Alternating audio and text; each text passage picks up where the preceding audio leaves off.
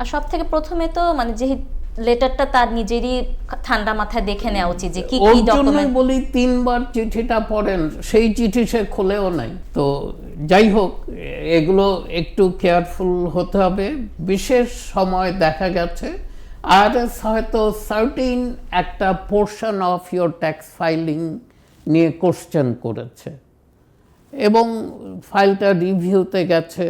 সেই জায়গাটা আপনাকে রেসপন্স করতে হবে ইন টাইমলি ম্যানার। আপনাকে টাইম দেওয়া হয়েছে রেসপন্স করার, ডেডলাইন মিস করা যাবে না। ওরা যা জানতে চেয়েছে টু দ্য পয়েন্ট সেটা অ্যান্সার করতে হবে, আর বাড়তি কিছু বলার কোনো সুযোগ নেই, বলাও যাবে না। তাহলে আপনি আরও এরিয়া ওপেন করে দিচ্ছেন আইআরএসকে প্রশ্ন করার জন্য। তো হোয়াই ইউল ডু দ্যাট? তো ওর জন্য আমরা সবসময় বলে থাকি ইনভলভ হন, আসেন, আমরা আছি এখানে আপনাকে সাহায্য করতে, এবং আমরা যতখানি পারি আমরা সাহায্য করব।